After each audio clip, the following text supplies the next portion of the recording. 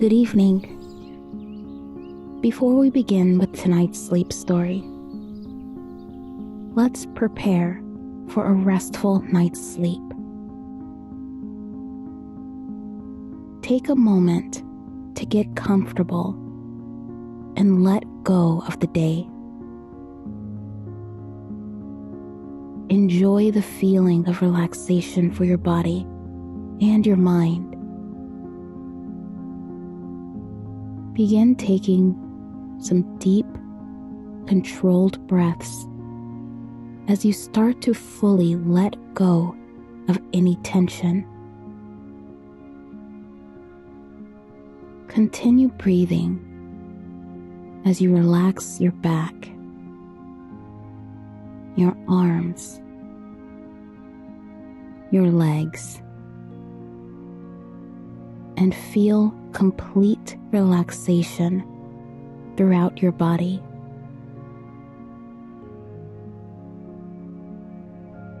Your eyes closed. Switch off all the muscles that have been tense throughout the day, relaxing completely as you prepare to drift off to sleep.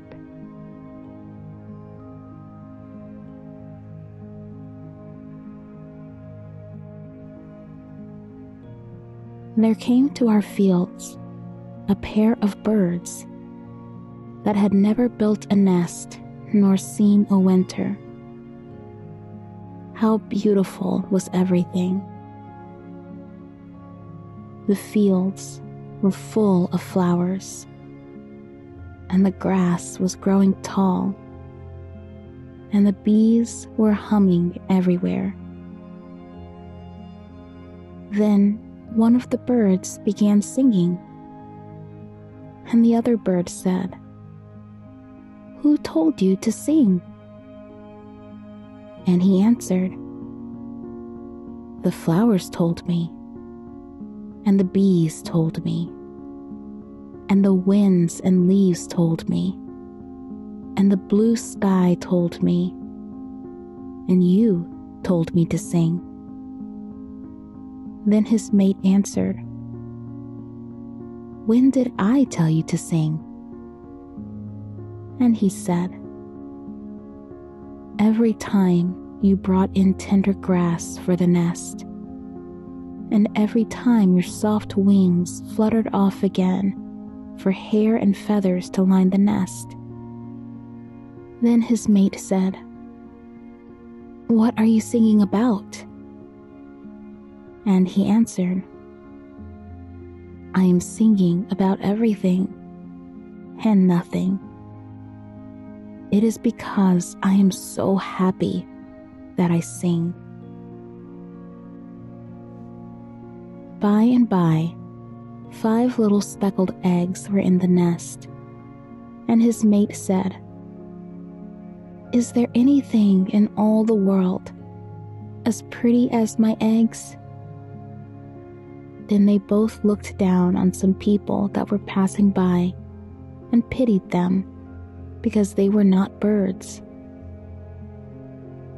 In a week or two, one day, when the father bird came home, the mother bird said, "Oh, what do you think has happened?" "What?" "One of my eggs has been peeping and moving." Pretty soon, another egg moved under her feathers, and then another, and another, till 5 little birds were hatched. Now the father bird sang louder and louder than ever. The mother bird too wanted to sing, but she had no time, and so she turned her song into work. So hungry were these little birds that it kept both parents busy feeding them.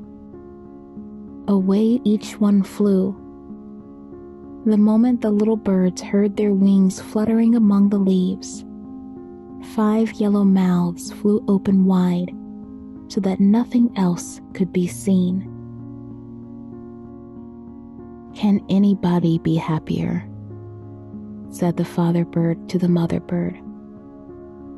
"We will live in this tree always, for there is no sorrow here.